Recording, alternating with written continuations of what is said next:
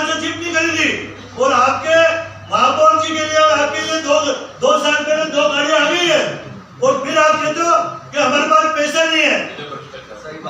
ये क्या है? ये क्या मेरे उस बात का जवाब दो, फिर उसके बाद में गाड़ी खरीदो, हमें कोई टेंशन नहीं।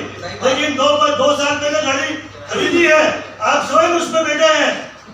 अरे सर राज्य सरकार को भेजेंगे तो राज्य सरकार जो भी तय करेगी उसकी आपका पालन करेंगे।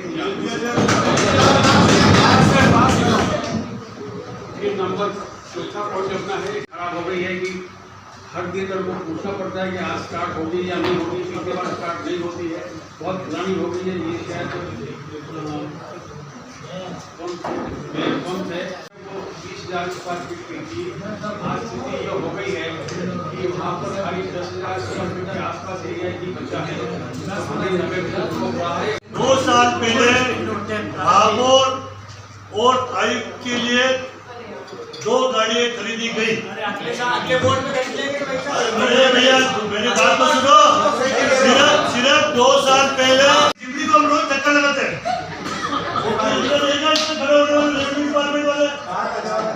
उन्होंने कहा था तो वो जीप तो आप खरीदने से नहीं।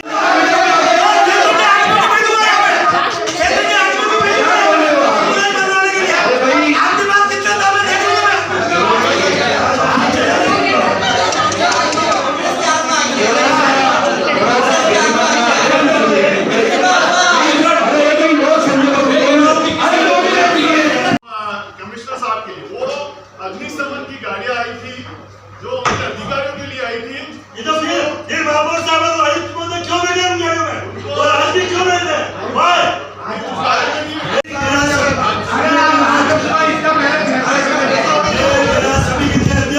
हम तो कहते हैं स्वास्थ्य समिति गाड़ियां नहीं कर सकती है।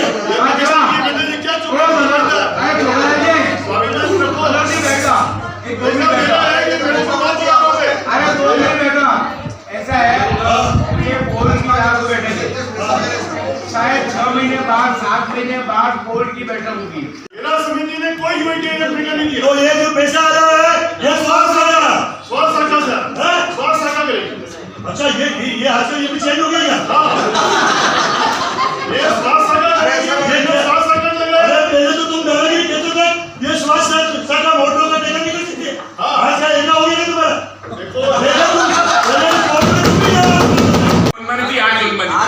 मनमानी मत करो, विभाग के साथ जनता की सेवा के लिए तत्पर रहो।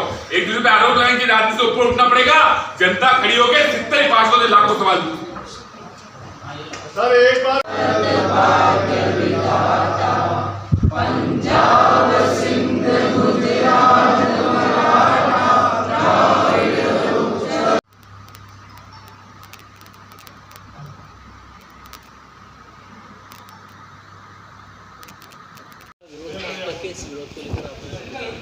सारे के जनता के आम मुद्दे हैं, भ्रष्टाचार के मुद्दे जो हम यहाँ उठाना चाह रहा था मैं, बाकी आवाज़ को दबाया गया तो उस पर हमारे उप महापौर जी गुस्सा हो गए और मुझे गुस्से में एक चैलेंज दिया कि मेरे सामने चुनाव लड़े।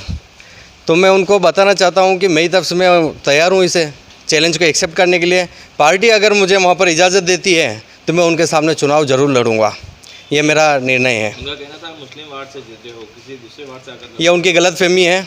मैं ना तो किसी मुस्लिम ना हिंदू किसी के साथ नहीं हूँ, मैं हमारे मेवाड़ वासी हिंदुस्तान वासियों के साथ हूँ। ये उनकी गलतफहमी है, दिमाग से निकाल रही है जी। हर बार जो विपक्ष को बोलने नहीं दिया जाता है, इस बार भी यही पद्धति देखने को मिली। तो क्या विपक्ष आपस में इतना कमज़ोर होता है कि वो अपनी बात को रख नहीं पाता है? क्योंकि आप जब विरोध करते हैं तब तो आप अकेले विरोध करते हैं, आपका साथ आपकी पार्टी भी नहीं देती। इस पर क्या कहना चाहते हैं? नहीं, सभी देते हैं। बाकी आपने देखा कि छोगलाल जी है, पारस जी है, किस तरीके से दबा देते हैं। चाहे हमारे ग्रामीण विधायक जी है, किस तरीके से दबा देते हैं सबको। तो कहीं ना कहीं कोई अपने जनता के काम के लिए उस वजह से दबता है कि हमारी जनता का काम है, ये हमारे काम रोके गए तो हमारी जनता का काम हो जाए, इसलिए कहीं ना कहीं वो थोड़ा सा दबाव में रहते हैं कि हमारी जनता का काम हो जाए, इसलिए रुकते हैं। कहीं भी कम, लेकिन मेरा ऐसा व्यक्तिगत रूप से सोचना है, सभी पार्षद बंधु बहने का बोलने का अधिकार है, बोलना चाहिए और आपस में चर्चा होना एक अलग बात है, आपस में तू नहीं हो, इसका हमको ध्यान रखना चाहिए। हम शहर के विकास के लिए आए, विनाश के लिए नहीं, ऐसा मेरा व्यक्तिगत रूप से सोचना है। विभाग निगम है और ये झीलों की नगरी से थेला नगरी में तब्दील हो, इसकी जिम्मेदारी कौन लेगा? हमारी है। हमने कार्रवाई की है और करते भी हैं, लेकिन अभी भी ठेलों की नगरी उदयपुर शहर बन रहा है, इसकी जिम्मेदारी हमारी है। हम भाग नहीं सकते मैदान छोड़कर। हमारे अधिकारियों की कमी की वजह से, गलती की वजह से ये ठेला व्यवसाय पनप रहे हैं और एक एक ठेला वाला 15-15 ठेले वालों को पैसा वसूली कर ठेला लगाते हैं। यह पूर्ण रूप से गलत है, इसके खिलाफ कार्रवाई होनी चाहिए। आपको तो पता है कि कपिल जी, हम ये काम करते हैं और व्यक्तिगत रूप से हमारी समिति भी करती है, अतिक्रमण समिति भी करती है और हम नगर निगम के द्वारा समय समय पर ये काम करते हैं। लेकिन हाँ, जो खरा उतरना चाहिए उस पर हम खरा नहीं उतर रहे, इस पर और विचार करने की आवश्यकता है। पर्यटन स्थल सुकड़ा सर्कल कई पिछले सालों से हत्या होती जा रही है उसकी। आपको मैं वेंडिंग जोन के विषय में बता दूं, हमने सारा निर्णय कर वेंडिंग के चुनाव करवाए। चुनाव में हमारे सब व्यक्ति चुनकर आ गए। हमने यहाँ से प्रपोजल बनाकर सरकार को भेज रखा है। चुनाव हो गए, सरकार आने के पश्चात वह प्रपोजल अगर वेंडिंग का पारित हो जाता है, जैसे हॉस्पिटल के बाहर हम हटाते हैं, लेकिन अभी भी ठेले लगे हुए हैं। तो ऐसे बहुत जगह सुकड़ा सर्कल पर भी यही स्थिति है कि जिनके लाइसेंस नहीं है वो ठेले लगा रखे हैं। और मैंने कहा ना, एक व्यक्ति 5-5 ठेले वो कॉमर्शलाइज कर रहा है, गुंडागिर्दी के मार्फत से उन ठेलों का व्यवसाय कर रहा है, गरीब लोगों को पैसे वसूली का काम कर रहा है। कार्रवाई होनी चाहिए, कमी रही है उस पर अगला बोर्ड भी ध्यान देगा और यह बोर्ड भी निश्चित रूप से जब तक है ध्यान में लाकर कार्रवाई करने का प्रयास करेंगे।